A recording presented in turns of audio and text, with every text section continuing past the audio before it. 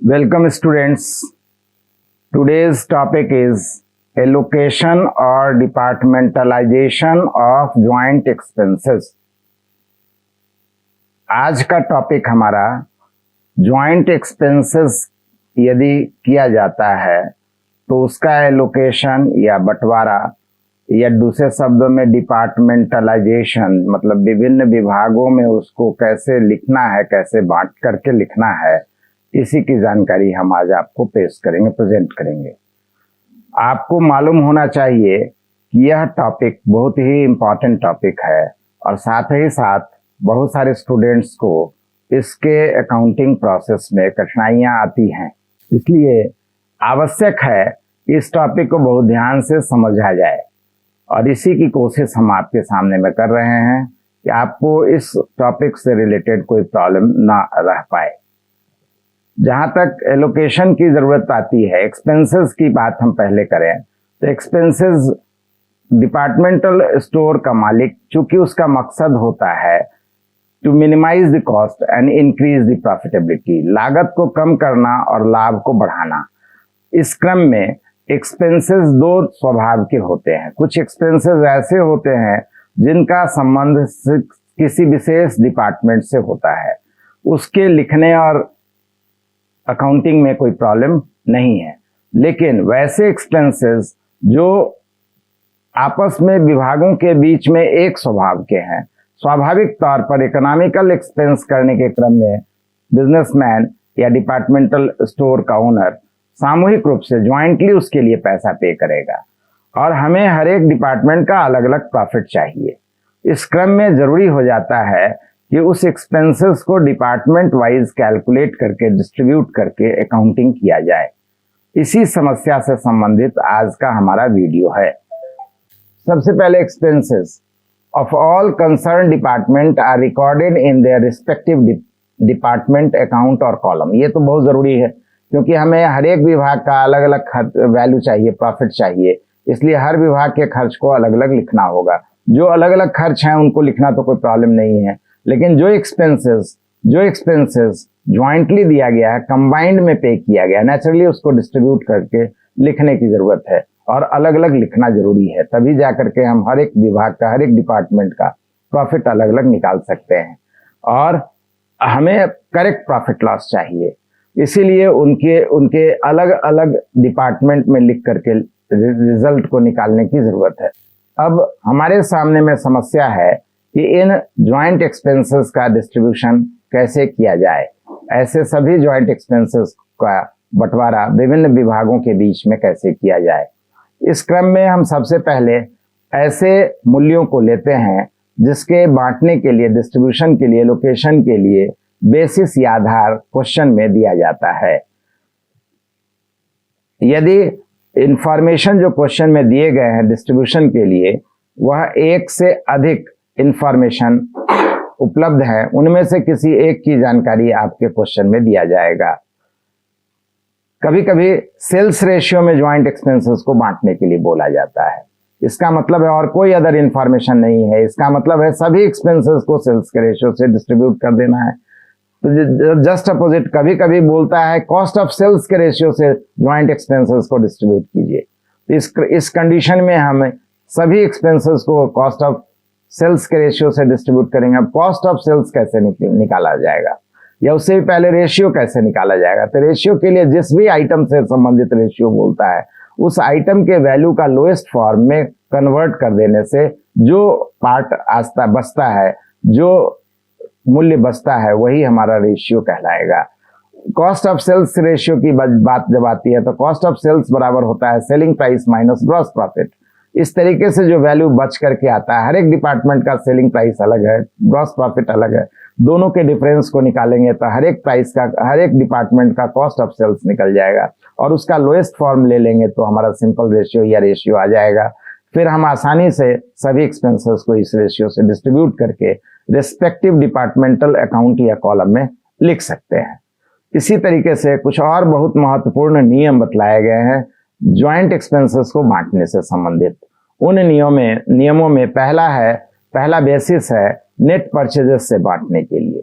अगर क्वेश्चन में net purchases से अमाउंट को बांटने के लिए कहता है तो ऐसी स्थिति में हम देखेंगे कि नेट परचेजेस या परचेजेस से रिलेटेड कौन कौन सा एक्सपेंसेस आइटम है। बहुत सारा बेसिस दिया गया है तो स्वाभाविक है परचेजेस से बांटने के लिए हमें परचेज से रिलेटेड एक्सपेंसेस आइटम को देखना चाहिए, जिसमें कि carriage inward, freight, discount received and all expenses related to purchases. Purchase से संबंधित, परचेज के क्रम में कोई भी एक्सपेंस किया गया है तो उन सभी को हम नेट परचेज के रेशियो से डिस्ट्रीब्यूट करेंगे। नेट परचेज का मतलब होता है purchase minus purchase return. Next आता है हमारा नेट सेल्स। अगर नेट सेल्स बेसिस पर एक्सपेंसेस को बांटने के लिए कहा गया है, मतलब बहुत सारे आधार दिए गए, उसमें से नेट सेल्स भी एक आधार है, तो उस कंडीशन में सेल्स से रिलेटेड जितने भी एक्सपेंस हैं जैसे carriage outward, travelling expenses, commission, discount allowed, advertisement expenses, bad debts, expenses related to sales and after sale and services, जितने भी तरह का खर्च है सबको हम नेट सेल्स के रेशियो से डिस्ट्रीब्यूट करेंगे। नेक्स्ट हमारा आ जाता है बेसिस स्पेस या एरिया, फ्लोर स्पेस ऑक्युपाइड। अगर डिफरेंट डिपार्टमेंट के द्वारा अपने अपने काम को करने के लिए आखिर कितना एरिया कवर किया गया है, उस एरिया की जानकारी अगर है हमारे क्वेश्चन में, तो ऐसी स्थिति में रेंट, रेट्स, टैक्सेस, इन सबों का बंटवारा हमें उस एरिया के अनुपात से करना चाहिए।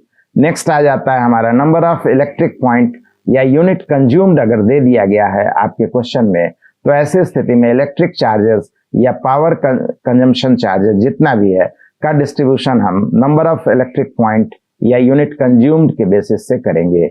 नेक्स्ट आ जाता है वैल्यू ऑफ एसेट्स। तो एसेट्स से रिलेटेड जितना भी एक्सपेंसेस है, अगर वैल्यू ऑफ एसेट्स दिया गया है तो उन सभी एक्सपेंसेस को हमें एसेट्स वैल्यू ऑफ एसेट्स के रेशियो में डिस्ट्रीब्यूट करना चाहिए। जैसे depreciation on assets, fire insurance premium, repairs, maintenance charges of assets, इन सभी का डिस्ट्रीब्यूशन वैल्यू ऑफ एसेट्स के रेशियो से करना चाहिए। नंबर ऑफ एम्प्लॉय अगर क्वेश्चन में दिया गया है तो ऐसी स्थिति में salary, canteen expenses, medical benefit, safety measures, मतलब एम्प्लॉयज से रिलेटेड जितने भी एक्सपेंसेस हैं को नंबर ऑफ एम्प्लॉयज के बेसिस से डिफरेंट डिपार्टमेंट में बांट करके और उसके कॉलम में लिखना चाहिए। इसी तरीके से कभी कभी क्वेश्चन में बेस नहीं देता है, आधार नहीं देता है कि आखिर इन ज्वाइंट एक्सपेंसेस को कैसे बांटा जाना चाहिए, तो एक स्टैंडर्ड बेसिस है उसे हमें याद रखना होगा। और इस संदर्भ में जो रूल है वो इस तरीके से है, अर्थात सेल्स रेशियो में हमें जब इस बेसिस नहीं दिया गया है, आधार नहीं दिया गया है, तो expenses relating to sale, sale से जितने संबंधित एक्सपेंस हैं सभी को सेल्स रेशियो में डिस्ट्रीब्यूट करना चाहिए। जैसे carriage in outward, advertisement expenses, travelling expenses, commission, discount allowed, bad debts, इन सबको सेल्स रेशियो में बांटना चाहिए।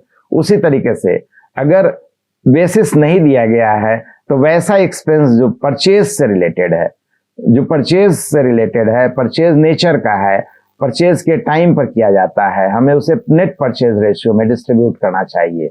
उन आइटम में एक्सपेंसेस रिलेटेड टू परचेजेस और carriage inward, freight charges, discount received इत्यादि आते हैं।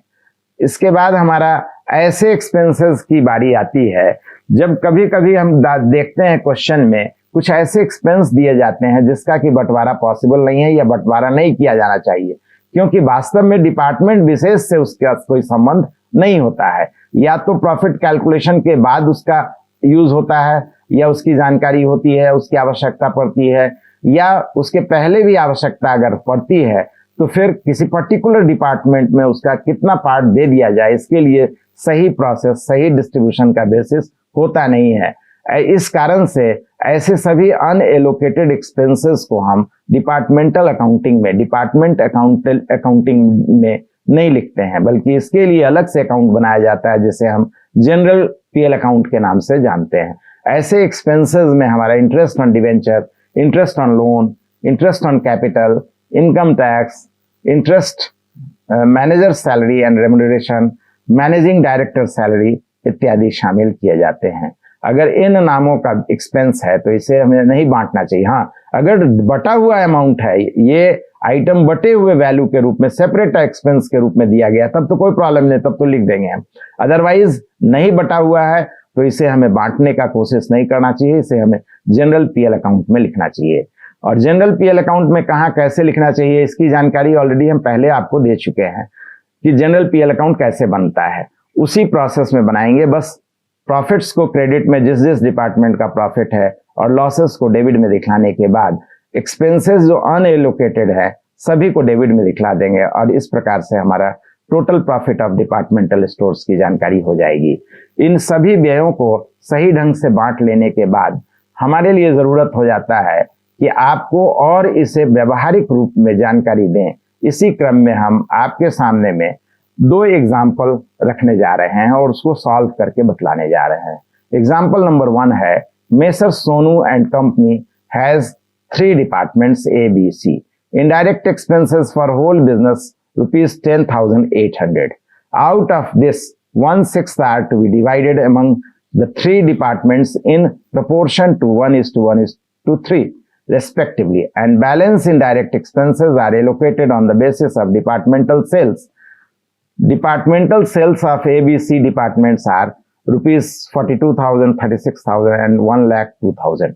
इस तरीके से इस क्वेश्चन में बोला गया है कि सोनू एक कंपनी का मालिक है जिसके कि 3 डिपार्टमेंट हैं ABC, और इसमें टोटल इनडायरेक्ट एक्सपेंसेस 10,800 से हो रहा है। इस 10,800 का 6th पार्ट मतलब 1/6 हिस्सा तीनों डिपार्टमेंट में 1:1:3 के रेशियो में बांटना है और बाकी अमाउंट को हमें डिपार्टमेंटल सेल्स अमाउंट के रेशियो से डिस्ट्रीब्यूट करना है, जो कि डिपार्टमेंटल सेल्स ABC तीनों डिपार्टमेंट का 42,000, 36,000 और 1,02,000 रुपए दिया गया है। तो क्वेश्चन के अकॉर्डिंग 10,800 का 1/6 मीन्स 1,800, इसका डिस्ट्रीब्यूशन जो होना है 1:1:1 के रेशियो में होना है। इसको जब हम डिस्ट्रीब्यूट किए तो A का अमाउंट निकल गया 1,800 इंटू 1/5 मीन्स 360, B का अमाउंट आ गया 1,800 इंटू 1/5 मीन्स 360 और C का अमाउंट आ गया 1,800 इंटू 3/5 इक्वल टू 1,080 रुपीज। इसी तरीके से रिमेनिंग अमाउंट की बात करें तो आउट ऑफ 10,800 1,800 डिस्ट्रीब्यूट हो चुका है तो बच गया हमारा 9,000। 9,000 डिस्ट्रीब्यूशन का बेसिस क्या दिया गया है तो सेल्स रेशियो, और सेल्स अमाउंट है 42,000, 36,000, 1,02,000। इसका मतलब रेशियो आ गया 7:6:17, अर्थात अब हम 9,000 को इसी रेशियो से डिस्ट्रीब्यूट करेंगे। एज अमाउंट आ जाएगा 9,000 इंटू 7 A का पार्ट है और टोटल रेशियो हो गया आपका 30, तो 7/30 A का वैल्यू आ गया ₹2100, B का अमाउंट आ गया 9,000 इंटू 6/30 1,800, C का अमाउंट आ गया 9,000 इंटू 17/30 5,100। इस तरीके से टोटल अमाउंट जो डिस्ट्रीब्यूट होकर के इनडायरेक्ट एक्सपेंस का आया डिफरेंट डिपार्टमेंट्स में, उसमें A डिपार्टमेंट का 360 प्लस 2100, 360 1,800 को डिस्ट्रीब्यूट करने में आया और 9,000 को डिस्ट्रीब्यूट करने में A का पार्ट आया, A डिपार्टमेंट का हिस्सा आया 2100, टोटल 2460। B डिपार्टमेंट का 360 प्लस 1,800 और C डिपार्टमेंट का आया 1,080 प्लस 5,100, टोटल 6,180। इसी तरह से एक दूसरा एग्जाम्पल हम आपके सामने में लेते हैं, एग्जाम्पल नंबर इलस्ट्रेशन नंबर 2, जिसमें कि ABC 3 डिपार्टमेंट हैं और सम इंपॉर्टेंट रेशियो इन तीनों डिपार्टमेंट का दिया गया है। सेल्स का रेशियो दे दिया है 3:1, स्पेस ऑक्युपाइड रेशियो 1:1:1 दे दिया है, एम्प्लॉइज रेशियो 4:3:1 का रेशियो दे दिया है, परचेज रेशियो दिया है 7:2:1 का, और एलोकेट करने के लिए बांटने के लिए बोलता है इन 3 डिपार्टमेंट्स में फॉलोइंग एक्सपेंसेस को, जिसमें से एडवर्टीजमेंट एक्सपेंस 2,400 है, सैलरी 8,000 है, बैड डेट्स 800 है और रेंट है हमारा 3,600। यहाँ पर ये नहीं दिया गया कि किस एक्सपेंसेस को किस रेशियो से बांटिए। स्वाभाविक तौर पर हम आपको पहले बतलाए हैं, जब बेसिस नहीं दिया गया है तो कॉमन सेंस और स्टैंडर्ड बेस होना चाहिए और स्टैंडर्ड बेस के अकॉर्डिंग हम इसमें कौन सा रेशियो अपनाना चाहिए को डिसाइड करके अपनाएंगे। जैसे सबसे पहले हमारा एडवर्टीजमेंट एक्सपेंस की बात करें तो एडवर्टीजमेंट एक्सपेंस का रिलेशन सेल्स से है, इसलिए इसे हम सेल्स के रेशियो में बांटेंगे जो कि 3:2:1 है। तो 2,400 इंटू 3/6, 2,400 इंटू 2/6 एंड 2,400 इंटू 1/6, इस तरीके से अमाउंट हमारा आ गया A डिपार्टमेंट के लिए 1,200, B का 800 और C का 400।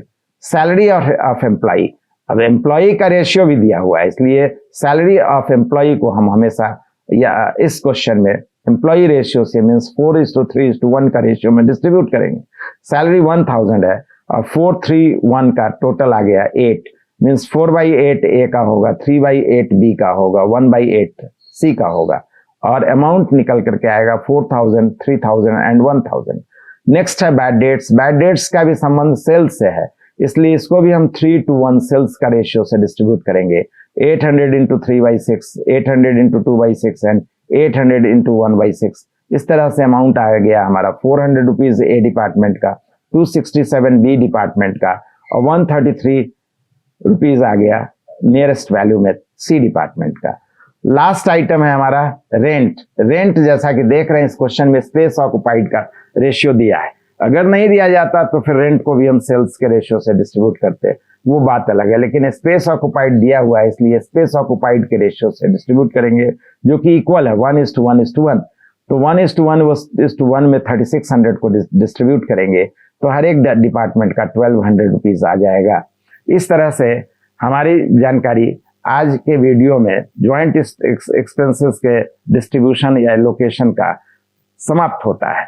अगला वीडियो जो आएगा हमारा वह एक और इम्पॉर्टेंट टॉपिक से रिलेटेड है, जो डिपार्टमेंट अकाउंट से रिलेटेड एक और महत्वपूर्ण टॉपिक है, और वो है हमारा कैलकुलेशन ऑफ अनसोल्ड या क्लोजिंग स्टॉक, बचे हुए माल का मूल्यांकन।